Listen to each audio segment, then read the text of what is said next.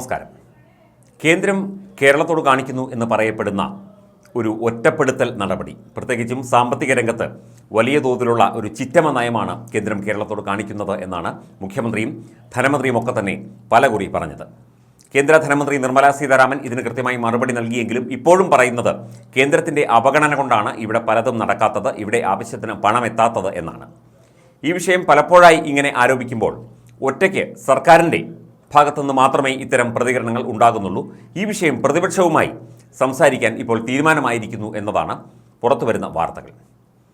കേന്ദ്ര അവഗണനയ്ക്ക് എതിരെ കാര്യങ്ങൾ ചർച്ച ചെയ്യാനായിട്ട് തിങ്കളാഴ്ച 15-ാം തീയതി രാവിലെ 10 മണിക്ക് മുഖ്യമന്ത്രി പ്രതിപക്ഷ നേതാവ് വി ഡി സതീശനെയും പ്രതിപക്ഷ ഉപനേതാവ് പി കെ കുഞ്ഞാലിക്കുട്ടിയെയും ഓഫീസിലേക്ക് വിളിച്ചിട്ടുണ്ട്. കേന്ദ്ര അവഗണനയ്ക്കെതിരെ ഒരുമിച്ച് നീങ്ങാനുള്ള ശ്രമത്തിൻ്റെ ഭാഗമായിട്ടാണ് ഈ നടപടി എന്ന് വിലയിരുത്തപ്പെടുന്നു. ഇത്രയും വൈകിയ വേളയിലാണോ ഈ ഒരു ബുദ്ധി ഉദിച്ചത് എന്നൊക്കെ ഈ ഒരു വാർത്തയോട് പലരും പ്രതികരിക്കുന്നുണ്ട്. കേരളത്തിന് ഒരു പ്രശ്നമുണ്ടെങ്കിൽ, ഒരു പ്രതിസന്ധി ഉണ്ടെങ്കിൽ അത് രാഷ്ട്രീയ ഭേദമന്യേ പ്രതിപക്ഷവുമായി സഹകരിച്ച് പ്രതിപക്ഷവുമായി ചർച്ച ചെയ്ത് അതിന് വേണ്ട നടപടിക്രമങ്ങൾ എടുക്കേണ്ടതല്ലേ. കഴിഞ്ഞ ദിവസം ഈ വിഷയത്തിൽ കോടതിയെ സമീപിച്ചിരുന്നു സംസ്ഥാന സർക്കാർ. അതിനുശേഷമാണ് ഇപ്പോൾ ഇതിനെക്കുറിച്ച് ഉള്ള ചർച്ചയ്ക്ക് പ്രതിപക്ഷത്തെ വിളിച്ചു വരുത്തിയിരിക്കുന്നത്. പ്രതിപക്ഷ നേതാവ്, പ്രതിപക്ഷ ഉപനേതാവ് ഇരുവരും ചർച്ചയിൽ പങ്കെടുക്കും എന്നാണ് ഇപ്പോൾ ലഭിച്ചിരിക്കുന്ന സൂചനകൾ. തിങ്കളാഴ്ച രാവിലെ 10 മണിക്ക് മുഖ്യമന്ത്രിയുടെ ഓഫീസിലാണ് ചർച്ച നടക്കുന്നത്. മറ്റ് മന്ത്രിമാരോ ചീഫ് സെക്രട്ടറിയോ ആരെങ്കിലും ഈ ചർച്ചയിൽ പങ്കെടുക്കുമോ എന്നത് വ്യക്തമല്ല.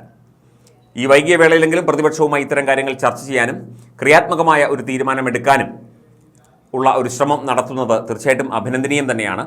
സർക്കാരിൻ്റെ പ്രശ്നങ്ങൾ, സർക്കാർ നേരിടുന്ന പ്രതിസന്ധികൾ, അത് സാമ്പത്തിക പ്രതിസന്ധിയായാലും മറ്റേത് പ്രതിസന്ധിയായാലും അത് പ്രതിപക്ഷവുമായി കൂടി ചർച്ച ചെയ്ത് വളരെ പോസിറ്റീവായ ഒരു രീതിയിലേക്ക് കാര്യങ്ങൾ എത്തിച്ചുകൊണ്ട് സംസ്ഥാനത്തിൻ്റെ ആവശ്യങ്ങൾ നേടിയെടുക്കാനുള്ള ഒരു ശ്രമം നടത്തുന്നത് തീർച്ചയായിട്ടും അഭികാമ്യം തന്നെയാണ്. ഈ ഒരു അവസരത്തിൽ കടുത്ത സാമ്പത്തിക പ്രതിസന്ധിയിലൂടെ കടന്നു പോകുമ്പോൾ ഇത്തരം ഒരു ചർച്ചയ്ക്ക് മുഖ്യമന്ത്രി തീരുമാനമെടുത്തത് ചില ഉദ്യോഗസ്ഥരുടെ നിർദ്ദേശപ്രകാരമാണ് എന്നുള്ള സൂചനയുണ്ട്.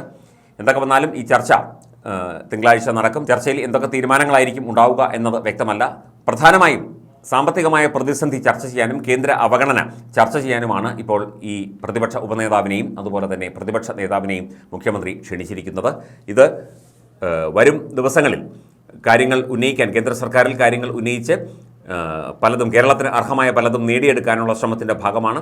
അതുപോലെ തന്നെ പ്രതിപക്ഷ നേതാവും മുഖ്യമന്ത്രിയും ഒരുമിച്ച് കേന്ദ്ര ധനമന്ത്രി നിർമ്മല സീതാരാമനെ കാണും എന്നുള്ള ചില സ്ഥിരീകരിക്കാത്ത റിപ്പോർട്ടുകളുണ്ട്. ഡൽഹിയിൽ വെച്ച് കൂടിക്കാഴ്ചയ്ക്ക് സമയം ചോദിച്ചിട്ടുണ്ട് എന്നാണ് അറിയാൻ സാധിക്കുന്നത്.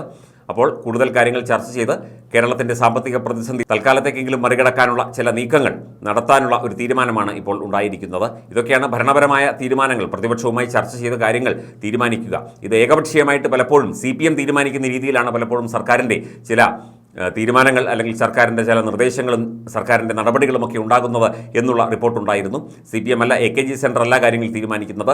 സർക്കാരും പ്രതിപക്ഷവുമായിട്ട്, മുഖ്യമന്ത്രിയും പ്രതിപക്ഷ നേതാവുമായിട്ടൊക്കെ തന്നെ നല്ല സൗഹൃദത്തിൽ ചർച്ചകൾ നടത്തി പ്രശ്നങ്ങൾ പരിഹരിക്കാനുള്ള നടപടിയാണ് ഉണ്ടാകേണ്ടത് എന്നുള്ള ആവശ്യങ്ങൾ പലപ്പോഴായി മാധ്യമങ്ങൾ അടക്കം ഉന്നയിച്ചിട്ടും അതൊന്നും ചെവി കൊടുക്കാതെ PR വർക്കും മറ്റ് കാര്യങ്ങളുമായിട്ട് നടന്ന് നവകേരള സദസ്സിനായി കോടികൾ ചെലവഴിച്ച്, അതുപോലെ കേരളീയത്തിനായിട്ടും ഒക്കെ തന്നെ ധാരാളം പണം ചെലവഴിച്ച് ക്ഷേമ പെൻഷനുകൾ മുടങ്ങുന്നു, KSRTCക്കാർക്ക് ശമ്പളം കൊടുക്കാൻ കഴിയുന്നില്ല, മറ്റു പല ആനുകൂല്യങ്ങളും പലർക്കും കൊടുക്കാൻ കഴിയുന്നില്ല, പദ്ധതികൾ പലതും മുടങ്ങിക്കിടക്കുന്നു, ഒന്നും മുമ്പോട്ട് കൊണ്ടുപോകാൻ കഴിയുന്നില്ല എന്ന അവസ്ഥയിൽ, അളമുട്ടി നിൽക്കുന്ന അവസ്ഥയിൽ ആണ് ഇപ്പോൾ കേരള സർക്കാർ ഉള്ളത്. അതുകൊണ്ടാണ് ക്രിയാത്മകമായ ഒരു ചർച്ചയ്ക്ക് ഇപ്പോൾ പ്രതിപക്ഷ നേതാവിനെയും പ്രതിപക്ഷ ഉപനേതാവിനെയും മുഖ്യമന്ത്രി ക്ഷണിച്ചിരിക്കുന്നത് എന്നാണ് സൂചനകൾ.